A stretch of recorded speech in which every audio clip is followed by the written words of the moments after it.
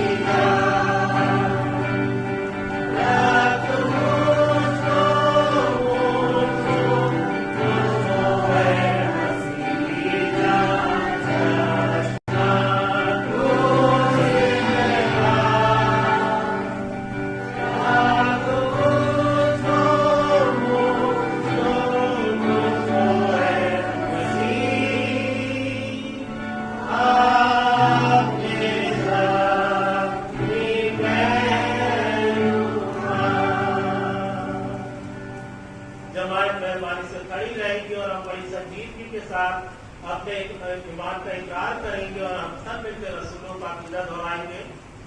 मैं इत्मीनान रखता हूँ खुदाए कादिर मुतकब्बिर पर, जिसने आसमान और जमीन को पैदा किया, और उसके चौथे बेटे हमारे खुदावंद यीशु मसीह पर कि वो रूह कुदूस से मुसलमान पर कुंवारी मरियम से पैदा हुआ, पैगुस पिलातुस की हुकूमत पर दुख उठाया, सलीब पर चढ़ गया, मर गया और दफन हुआ, तीसरे दिन मुर्दों से जी उठा, आसमान पर चढ़ गया, खुदा बाप कादिर मुतकब्बिर के दाहिने हाथ में बैठा है, जहाँ से वो जिंदा और मुर्दों का इंसाफ करने को आएगा।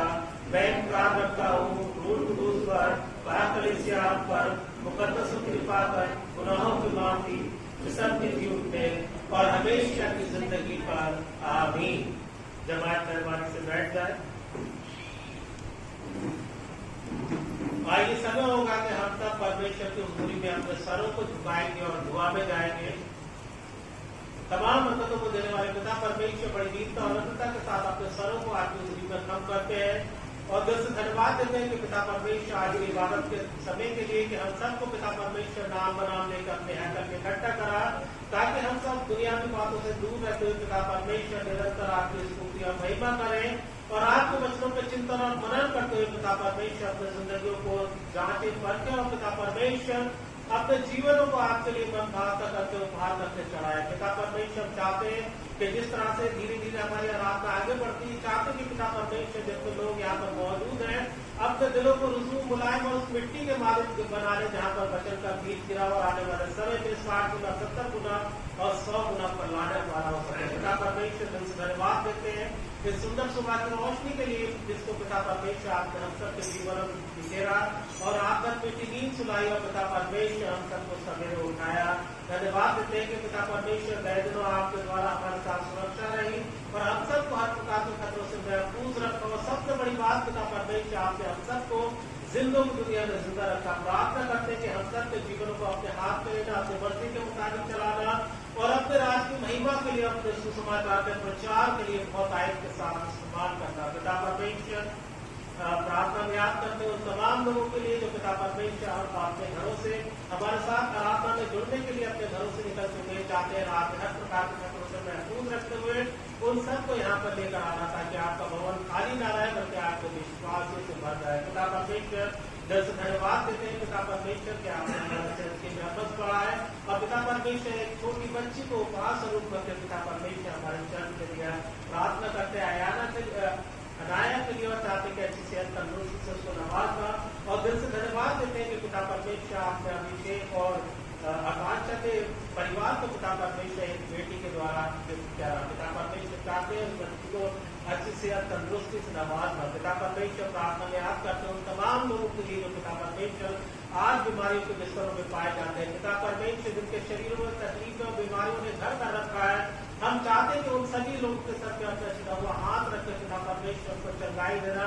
विशेष रूप से प्रार्थना करते हैं खानेटी के लिए, नीरज भाई के लिए और चाहते हैं वो तमाम लोग जो पिता परमेश्वर आज बीमारियों के बिस्तर पे पिता परमेश्वर उनको उनकी बीमारी के बिस्तर से उनको खड़ा करना होने देना। पिता परमेश्वर उनको छूना और जो कोई भी कमजोरी परेशानी उनके शरीर में पाई जाती है उनसे दूर कर देना। पिता परमेश्वर हम प्रार्थना में याद करते हैं उन तमाम लोगों के लिए जो आज तनाव ग्रस्त है, चिंताओं में है। पिता परमेश्वर चाहते कि उनके दिलों में पिता परमेश्वर आपका आनंद वास करने वाला हो सके ताकि पिता परमेश्वर वो जान सके कि प्रभु यीशु मसीह की जब हम नजदीकी में आते तो हमारी सारी चिंताओं को वो अपने ऊपर लेने पाए।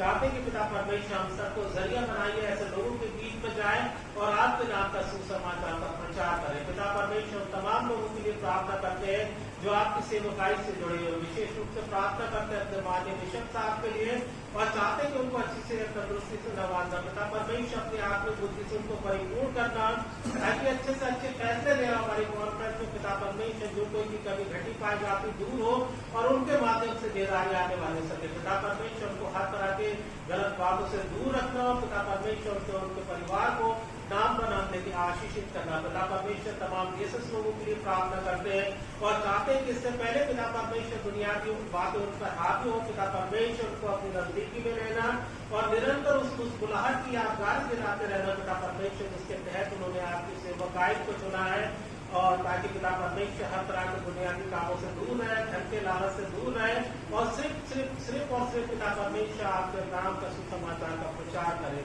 पिता परमेश्वर प्रार्थना में याद करते हैं तमाम भाई बहनों के लिए जो पिता परमेश्वर आपके भवन में रहकर आपके बच्चों की खिदमत करते हैं। चाहते कि पिता परमेश्वर वो सारी बातें जो उनके माइंड को डाइवर्ट करती है उनसे दूर करना, उनके घर की हर कमी घटी को अपने भंडार से पूरा करना और होने देना पिता परमेश्वर वो 100% जो भी आपने उनको टैलेंट योग्यता दिए पिता परमेश्वर आपके लोगों की चारावाई के लिए इस्तेमाल करें।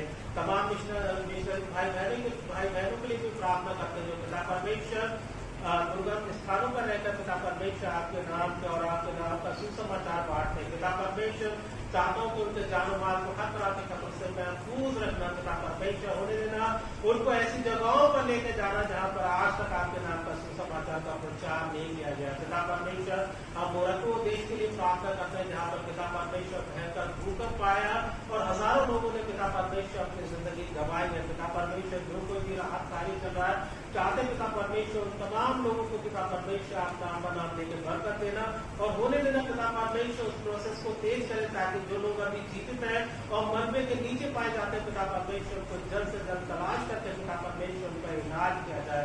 पिता परमेश्वर प्रार्थना में याद करते हैं अपने पास्टर कमेटी के तमाम मेंबर्स के लिए और चाहते कि पिता परमेश्वर उन सबको नाम देके बरकत देना। होने देना पिता परमेश्वर आपका वचन बहुतायत के साथ उनके ऊपर उतरे ताकि पिता परमेश्वर इस चर्च में सिर्फ और सिर्फ आपकी इच्छाओं की पूर्ति होने वाली हो सके। पिता परमेश्वर उनके परिवार को पिता परमेश्वर नाम पर नाम देके बरकत देना। छोटे बच्चों के लिए प्रार्थना करता हूँ पिता परमेश्वर विशेष तौर से उनके माता पिता के लिए कि अपने बच्चों को पिता परमेश्वर हिदायत करवाए, आपको वचन आपकी आज्ञाएं मानना सिखाए ताकि पिता परमेश्वर उनकी जिंदगी में आपका खौफ और भय हो और वो सारे आशीर्वाद उनके जीवनों में पूरे जो प्रभु यीशु मसीह ने अपने डरने वालों के लिए रखते हैं। पिता परमेश्वर जवान भाई बहनों के लिए प्रार्थना करता हूँ जो हमें स्टडी कर रहे हैं ट्रेनिंग कर रहे हैं या ट्रेनिंग करके पिता परमेश्वर एक अच्छी नौकरी की बात हो रहे हैं। चाहते कि पिता परमेश्वर उनकी तलाश को पूरा करना, पिता परमेश्वर स्टडी करते समय उनकी मदद करना ताकि जो कुछ भी लिखते पढ़ते सीखते पिता परमेश्वर उनकी जिंदगी उनके दिमागों में छप जाए और अपने सभी इम्तिहान अच्छे नंबरों से पास हो सके। पिता परमेश्वर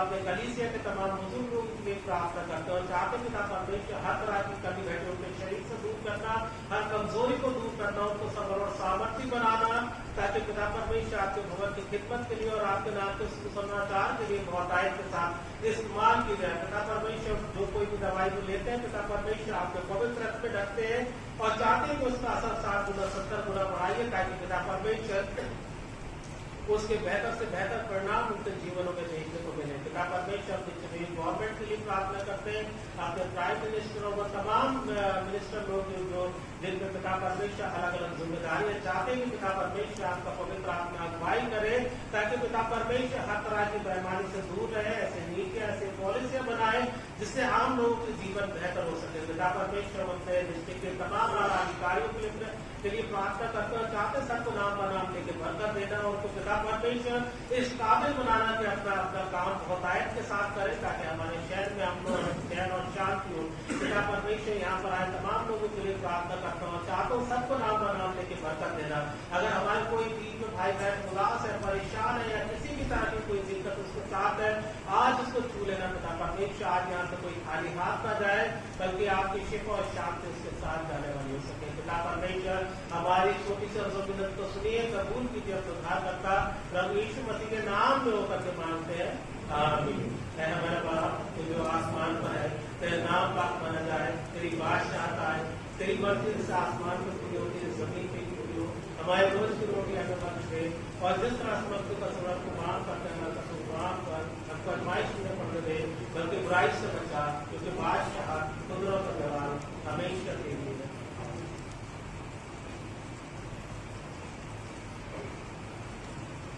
आइए सभी लोग आए मेरे साथ पढ़ने के लिए खुदा का कलाम निकाल लीजिए और आज के चिंतन और मनन के लिए जो मैंने पाठ बनाया पाया जाता है मत्ती रचित सुसमाचार उसका 5वां अध्याय और उसके 17वां पद से लेके 20 पद तक।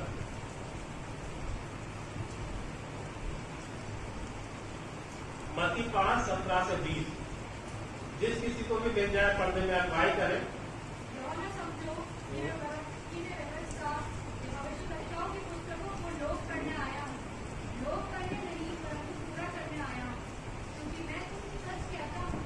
जब तक आकाश और पृथ्वी टल न जाए तब तक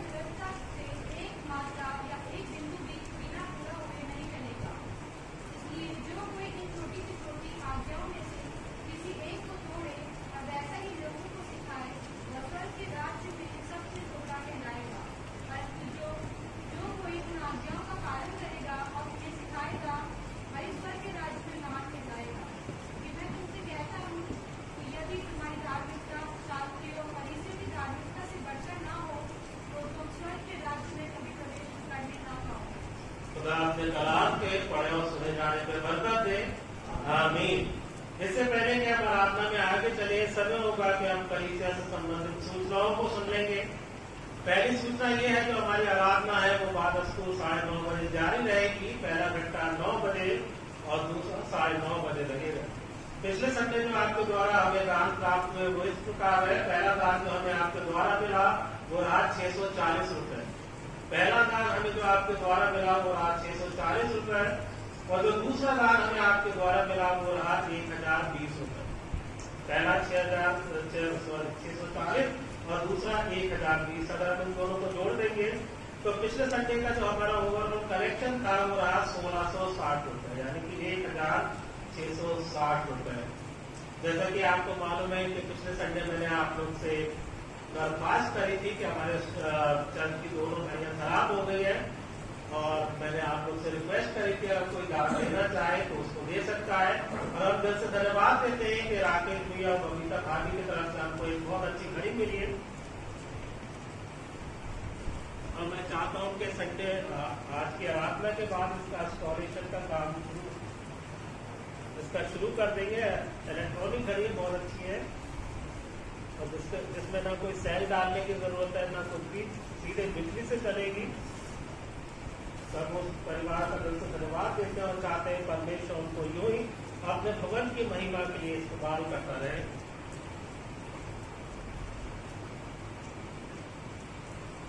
आइए आप प्रार्थना करेंगे। तमाम बरकतों को देने वाले पिता परमेश्वर बड़ी दीनता अनुकूलता के साथ अपने सरों का धन्यवाद देते हैं। पिता परमेश्वर इस उपहार के लिए जो हमको बबीता भाभी और राकेश भैया की तरफ से मिला चाहते पिता परमेश्वर उनके भंडार पर पिता परमेश्वर अपना बरकतों का आसार रखना, उस परिवार को बढ़ाना और होने देना पिता परमेश्वर उनके घर की हर कमी घटी को पूरा करना, उनकी जिंदगी में अपने आशीषों के बादल बरसाना ताकि उनके घर में किसी भी चीज की कमी नहीं जाए। पिता परमेश्वर हमारी छोटी छोटी सुनिए कबूल कीजिए करता परमेश्वर मसीह के नाम में होकर के मांगते हैं। इसके अलावा मेरे पास और कोई सूचना नहीं है। अगर होगी तो मैं समय समय पर आपको इतला करता रहूंगा। अगर हमारे चर्च के प्रेसिडेंट साहब या सेक्रेटरी साहब या चर्च का कोई भी शख्स कोई इंफॉर्मेशन पास करना चाहता है तो समय होगा। कोई नहीं है। आइए हम परमेश्वर की स्तुति और महिमा के लिए एक गीत में शामिल होंगे और इस गीत को गाते हुए हम सब अपने स्थानों से खड़े हो जाएंगे और इस गीत के दौरान हम आज का अपना पहला दान भी एकत्र करेंगे।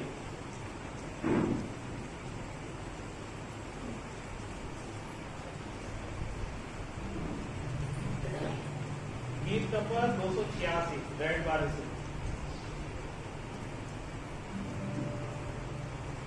यीशु मसीह तेरे जैसा है कोई नहीं, तेरे चरणों में झुके आसमान।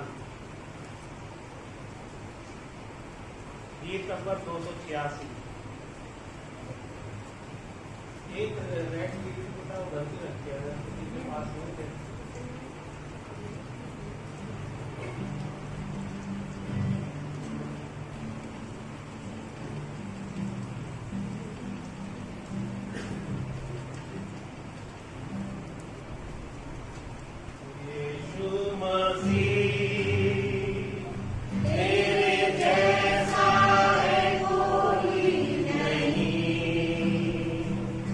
तेरे चरणों में झुके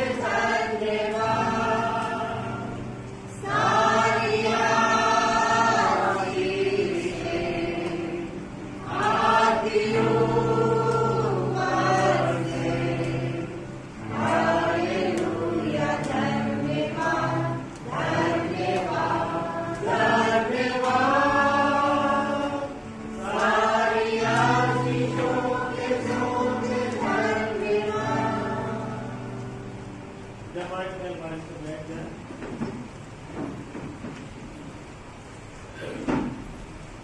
आज ये समय होगा कि हम इससे पहले कि आज के बच्चों के चिंतन और मनन करें, ये समय होगा कि हम अपने दिलों और दिमाग को आज के वचन के लिए तैयार करेंगे और हम सब थोड़ी देर के लिए प्रेजेंट वर्शिप में जाएंगे।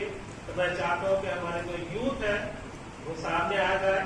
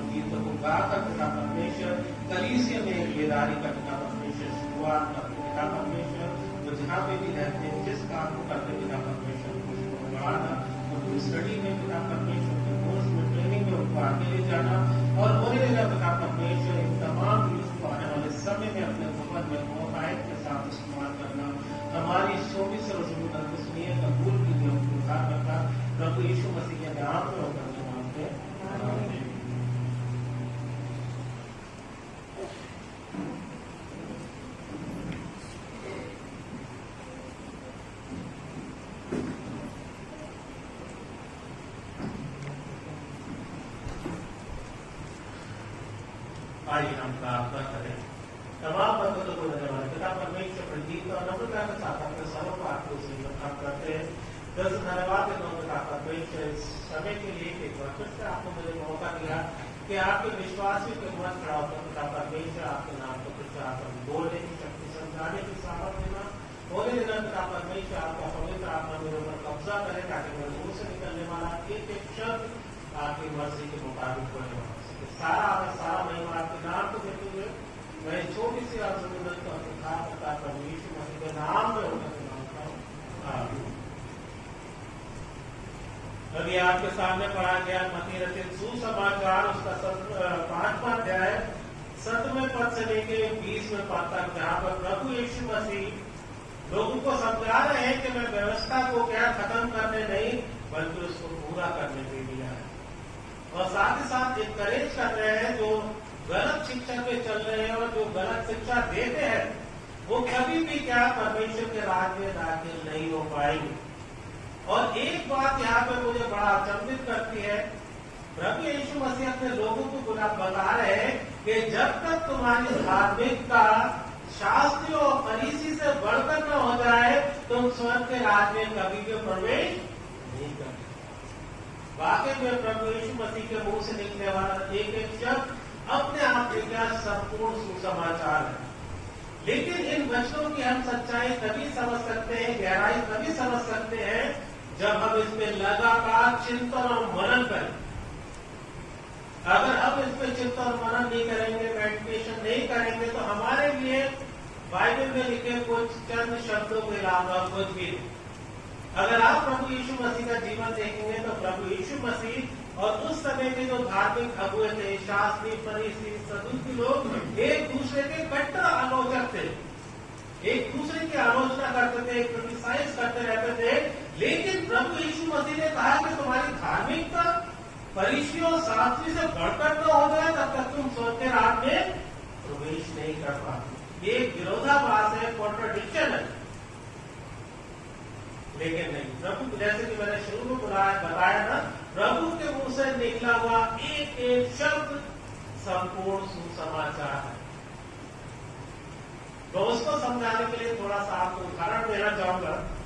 मेरे पड़ोस में जो फैमिली रहती है, जोशी लोग हैं, पंडित लोग हैं, और उनका सारा परिवार सवेरे सुबह 4 बजे उठ जाता है, नहाते हैं, धोते हैं, जो भी जिसको मानते आराधने की पूजा करते हैं, फिर सूर्य उगता है उसको जल चढ़ाते हैं, तुलसी के पौधे उसमें तमाम पौधों में पानी देते हैं, और जितने भी साल में व्रत उपवास करते हैं सब वो लोग पूरा करते हैं। मैं किसी को सही या गलत नहीं कह रहा हूं, लेकिन मैं आपको बता रहा हूं वो उन चीजों को पूरा करते हैं जो उनको सिखाया गया, जो उनको समझाया गया। मैं अक्सर अखबारों में देखता हूँ और कभी यहाँ पे भी जाते समय बहुत बार ऐसा दृश्य देखने को मिलता है कि जब भी कोई सत्संग वगैरह या कोई उनकी कथा वगैरह होती है तो उनके लेडीज लोग बिल्कुल तैयार होके सर पे कलश रख के क्या कलश यात्रा निकालती है, बहुतायत के साथ उसमें क्या पार्टिसिपेट करती है। हमारे लिए भले चाहे वो मूर्ति पूजक हो, नेचर वर्शिपर हो या कुछ भी हो, हमारे हिसाब से गलत हो सकता है, लेकिन उनके हिसाब से क्या बिल्कुल ठीक है वो जो कर रहे हैं, क्योंकि यही उनको सिखाया गया है और यही उनको समझाया गया है। इसमें सही गलत का कोई फैसला नहीं, क्योंकि प्रभु यीशु मसीह ने भी कहा कि मैं किसी को जज नहीं करता हूं, क्योंकि ये काम पूरी तरह से मेरे क्या पिता के पास वो करेंगे। और एक यहूदी की जिंदगी और उसकी एक रोजमर्रा की जिंदगी को समझने के लिए जरूरी है कि हम इसमें लगातार चिंतन और मनन करें, तब परमेश्वर का वचन, परमेश्वर का प्रकाशन हमारे जीवन में उतरेगा और स्वयं प्रभु यीशु मसीह को एक्सप्लेन करेंगे कि मैंने ये बात क्यों की। कि जब तक तुम्हारी धार्मिकता शास्त्रियों और फरीसियों से बढ़ के न हो जाए तो परमेश्वर के राज में क्या प्रवेश नहीं कर सकते। वे साथ पढ़ने के लिए निकालिए लूका रचित सुसमाचार और उसका 18वां अध्याय।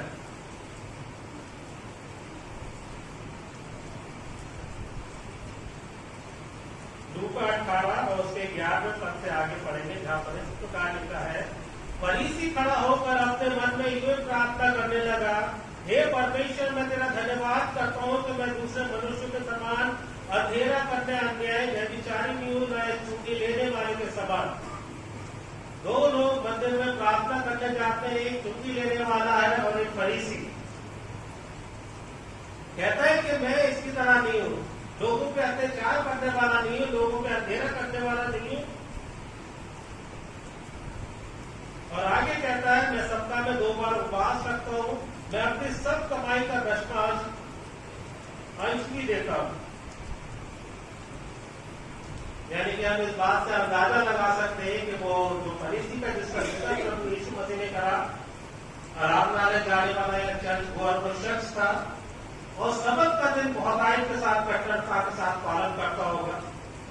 और सबत का दिन फ्राइडे 12 बजे से सैटरडे शाम 6 बजे तक का होता था, जिसमें लोग पूरी तरह से फास्टिंग करते थे, प्रार्थना उपवास करते थे और शाम जब होती थी तो घर का बड़ा शख्स जो होता था वहां पे बाइबल को पढ़ता था और वहां पे क्या उपवास तोड़ा जाता था।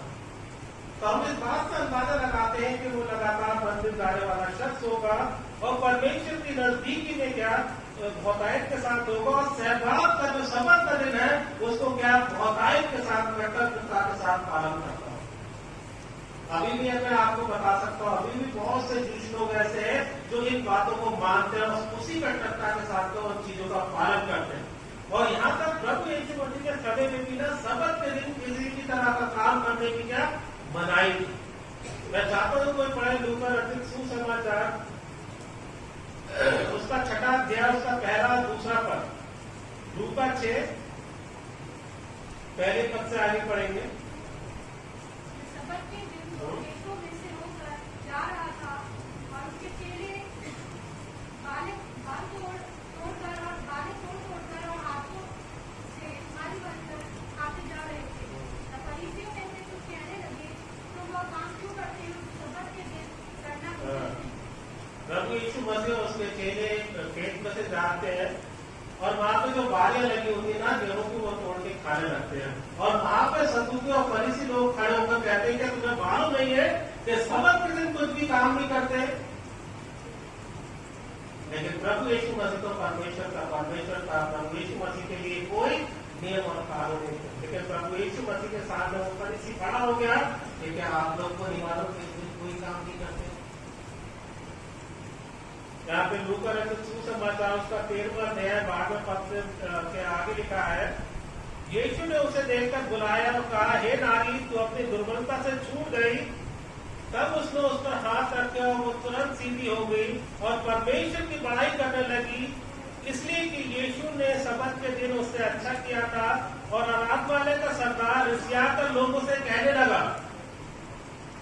वहां पे एक दुबली पतली एक स्त्री खड़ी थी जिसकी पीठ टेढ़ी थी और प्रभु यीशु मसीह को उसको देख के तरस आया। प्रभु यीशु मसीह कहते हैं कि तू आज से क्या अपनी दुर्बलता से क्या छूट गई, और प्रभु यीशु मसीह उसके ऊपर हाथ रखते हैं और वो एकदम सीधी खड़ी हो जाती है। और ये देख के जो आराधनालय का सरदार था खिसियाने लगा, रिसियाने लगा, यहाँ पर लिखा।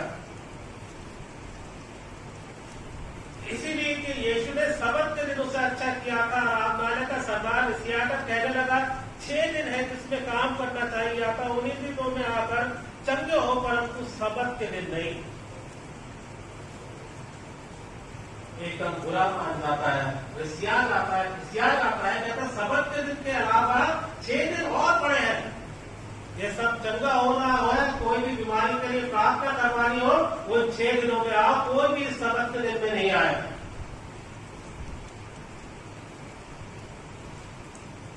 और वो भी सबत का दिन कट्टरता से मानता होगा, क्योंकि ये सिर्फ किसी को द्वारा नहीं कहा गया था कि सबत का दिन तू मानना, बल्कि ये परमेश्वर की ओर से दी गई 10 हुक्म में से कौन सी आज्ञा है? 4थी आज्ञा,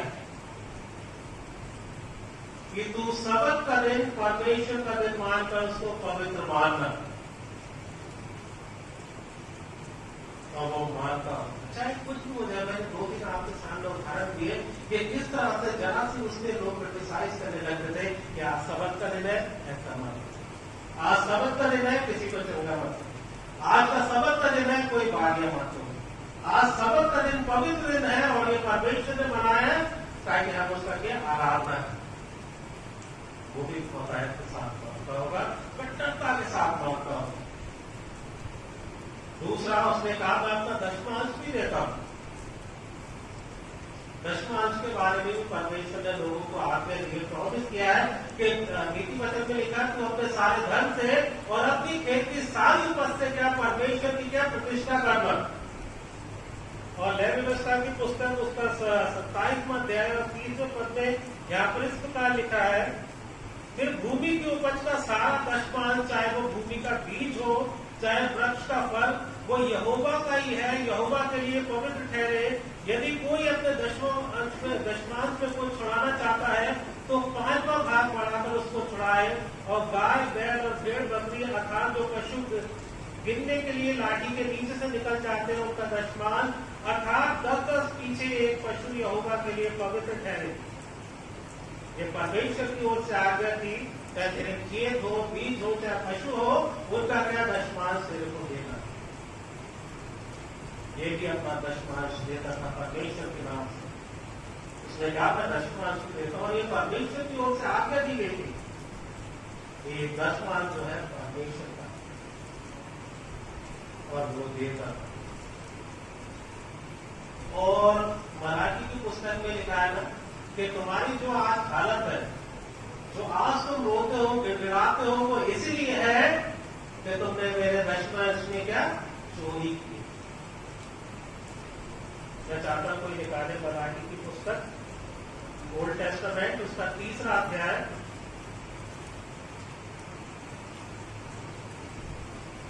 मत्ती से पहले ये मेरे यहाँ से मराठी, मत्ती से पहले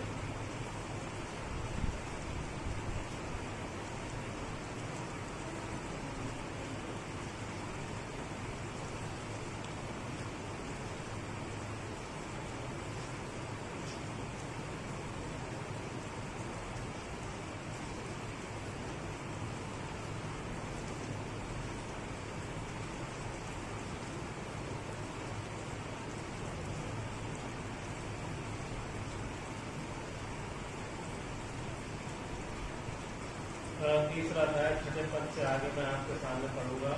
क्योंकि मैं यहोवा बदलता नहीं, इस कारण है याकूब की संतान तुम नष्ट नहीं हुए। अपने पुरखों के दिन से तुम लोग मेरी विधियों से हटते आए हो और उसका पालन नहीं करते, तुम मेरी ओर फिरो, तब मैं तुम्हारी ओर फिरूंगा। सेनाओं का यहोवा का यही वचन है। परंतु तुम पूछते हो कि हम किस बात से फिरे? क्या मनुष्य परमेश्वर को धोखा दे सकता है? पर देखो तुम मुझको धोखा देते हो और तो भी पूछते हो कि हम अपने किस बात पे तुझे लूटा है। 10वां अंश और उठाने की भेंटों में से तुम पर भारी शाप पड़ा है, क्योंकि तुम मुझे लूटते हो, वरन सारी जाति ऐसा करती है। अब तुम मुझे पूछ रहे हो कि परमेश्वर हमने किस बात में आपको लूटा, तो मैं तुम्हें बताता हूँ, तुम 10वां और उठाने में लूटते हो। इसलिए मराठी कहता है कि सारे 10वां परमेश्वर के भवन में लेकर आ जाओ, ताकि परमेश्वर के भवन में किसी भी चीज की कमी घटी ना रहे। और ऐसा करके मुझे क्या परखो, ऐसा करके मुझे परखो, और मैं तुम्हारे लिए आशीष के बोलता हूँ कि उपवास एक तरीका है जिसके माध्यम से हम परमेश्वर की नजदीकी में आते हैं। और साथ ही साथ जब हमारे ऊपर कोई परेशानी या कोई ऐसी परिस्थिति आती है जिससे हम अपने आप को असहाय महसूस करते हैं, हम परमेश्वर के नाम से क्या उपवास करते हैं, ताकि परमेश्वर हमारी प्रार्थनाओं को सुने और जो कुछ भी हमारे जीवनों में जो समस्या चल रही है उसको हमको छुटकारा क्या मिल जाए। ये भी हफ्ते में 2 बार उपवास रखता था, मुझे नहीं मालूम किस चीज का उपवास रखता था। अगर हम बाइबल पढ़ेंगे तो बहुत सारे लोगों ने समय समय पर उपवास रख के परमेश्वर से प्रार्थना करी। चाहे हन्ना हो जिसकी कोई संतान नहीं थी, उसने उपवास रख के प्रार्थना करी, परमेश्वर ने उसको पुत्र दिया। एस्तर ने अपने चाचा और सारे इजराइलियों के साथ क्या प्रार्थना उपवास करा, क्योंकि उनको क्या मारने का दिन मुकर्रर हो गया था, लेकिन परमेश्वर ने उनकी प्रार्थनाओं को सुना। अगर हम देखेंगे बहुत से लोगों ने अलग अलग कारण से उपवास रखा, और ये भी उपवास रखता था।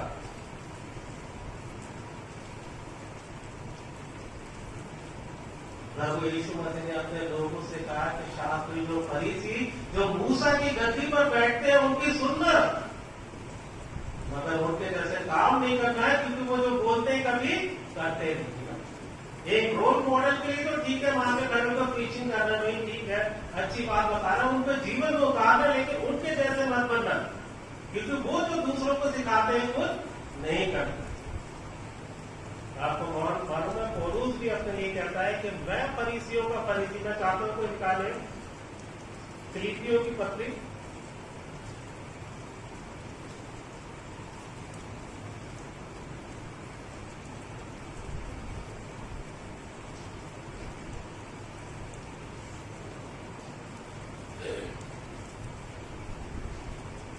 किसी को फिलिपियों की पत्री 3 अध्याय और 5वें पद से, फिलिपियों 3:5 से आगे अगर किसी को मिल गई।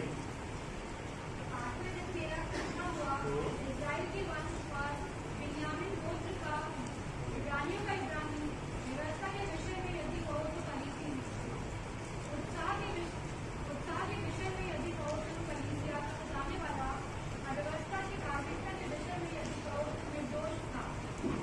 परंतु जो बातें मेरे लाभ की थी उन्हीं को मैंने मसीह के कारण हानि समझ लिया। 8वें दिन मेरा खतना हुआ जो रीति रिवाज थे, मैं बिन्यामीन गोत्र का हूं, मैं इब्रानियों का इब्रानी।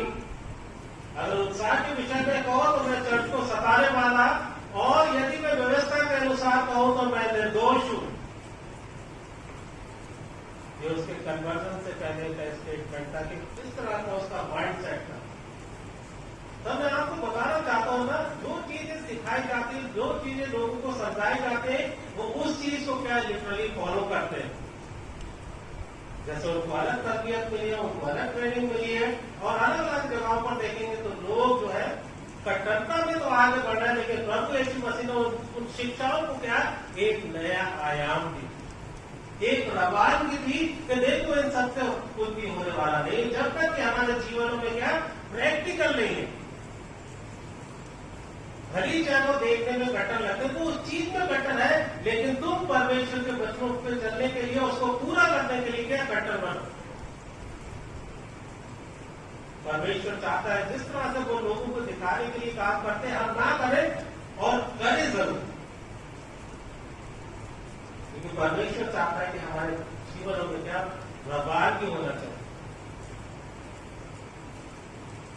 और उससे आज अपने जीवनों को कंपेयर कीजिए। वो सबत के दिन जाता था, सबत का दिन कट्टरता के साथ पालन करता था, लेकिन आज हम क्या हम ये कोशिश करते हैं कि हम हर संडे रेगुलर रहे।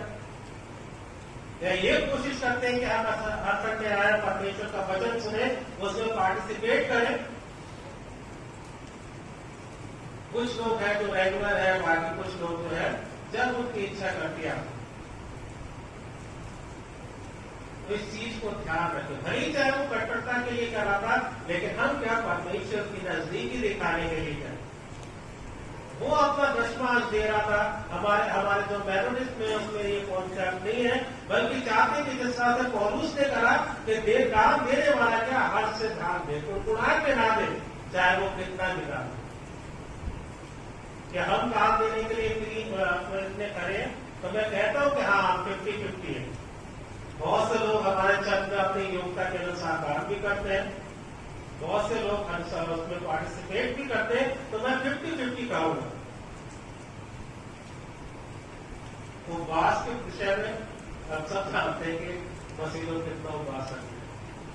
और दूसरी बात देखिए, लोग आपके जीवनों को देखकर, आपके नाम को देखकर क्या आपके परमेश्वर को जज करेंगे। आपको मालूम है उनकी क्लोथिंग भी अलग होती थी शास्त्रीय फरीसी के। प्रभु यीशु मसीह ने कहा कि अपने जो लबादी की क्या छाले साल ब साल बढ़ाते रहते हैं, अपनी उनकी क्लोथिंग भी अलग थी बिल्कुल, ताकि लोग उनको देख के धर्मी जाने। लेकिन प्रभु यीशु मसीह ने कहा कि तू लोगों को दिखाने के लिए उपवास मत रखना। तेरा दाहिना हाथ नहीं जान पाएंगे बाएं हाथ में और कितना काम किया ना। परमेश्वर ने कहा जो भी काम करना भूख में करना, ताकि सिर्फ और सिर्फ कौन देखे, परमेश्वर। आज मैंने आपके सामने 2 उदाहरण दिए कि वो लोग तो अपना काम कर रहे हैं जो उनको सिखाया गया, जो उनको समझाया गया। खरी चाहे वो गलत है या सही है, मैं नहीं कहता, लेकिन परमेश्वर ने हमारे सामने बुद्धि और ज्ञान के भंडार खोल रखे हैं। और ये भी कहा है अगर किसी को भी बुद्धि की कमी घटी हो तो परमेश्वर से मांगे, जो बिना उड़ाना दिए और तारीफ के साथ देता है। प्रभु यीशु मसीह ने हमारे सामने सारा खोल के रख दिया। वो अज्ञानी होने के बावजूद भी उस चीज को क्या कठोरता के साथ फॉलो कर रहे हैं, लेकिन परमेश्वर ने हमारे सामने क्या सारे राज खोल दिए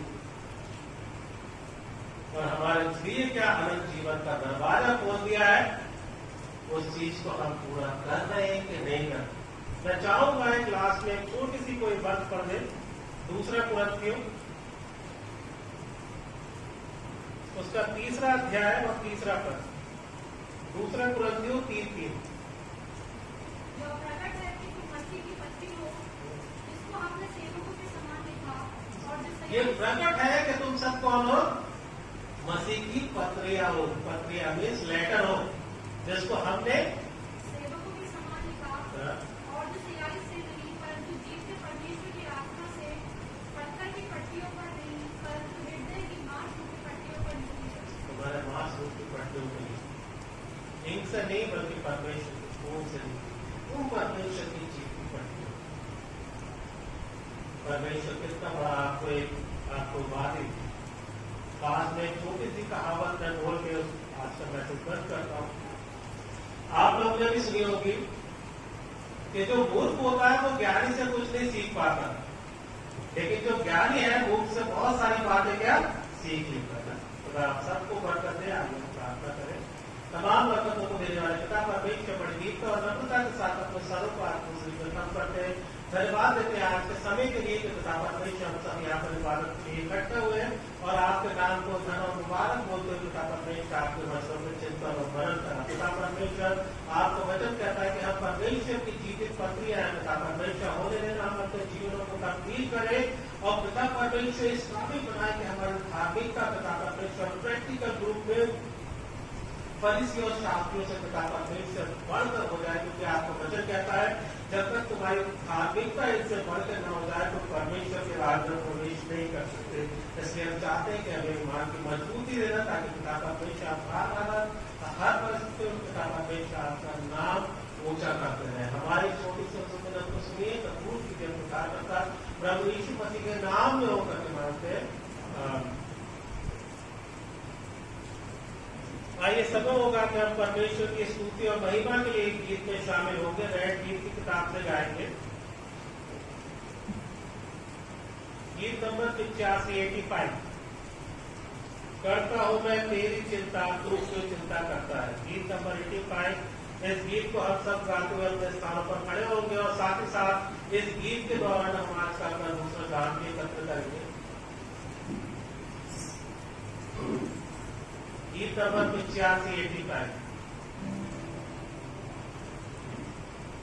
करता हूँ मैं तेरी चिंता, तू क्यों चिंता करता है।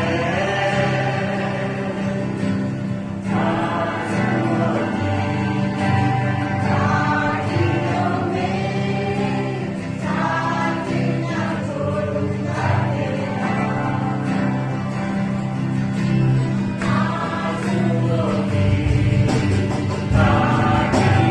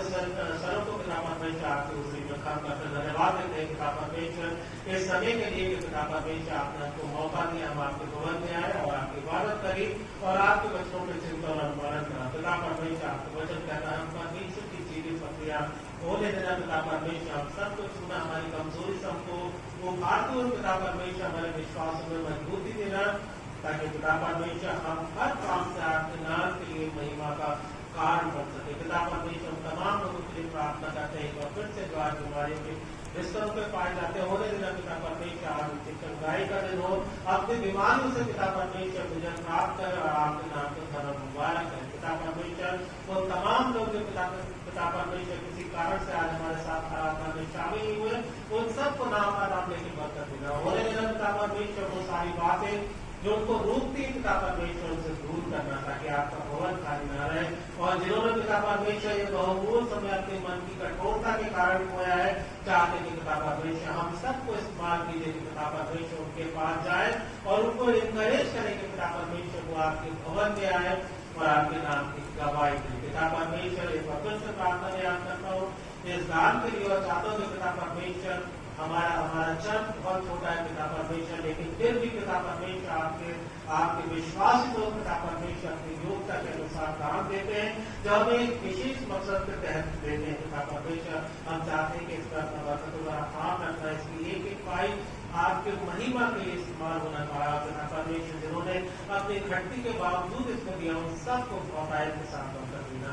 पिता परमेश्वर जबकि हम आपकी बात कहकर से रुखसत होकर पिता परमेश्वर अपने घरों की ओर पूछ करते चाहते कि पिता परमेश्वर अपने फरिश्तों को आदेश देना कि हम सबको सही सलामत पिता परमेश्वर हमारे घरों तक पहुंचाए और होने देना कि एक वक्त से आपको मौका देना कि पिता परमेश्वर हमारे इकट्ठा हो और आपके नाम में महिमा और चलाव जाहिर करते हो। आपके नाम को धर्म मुबारक है।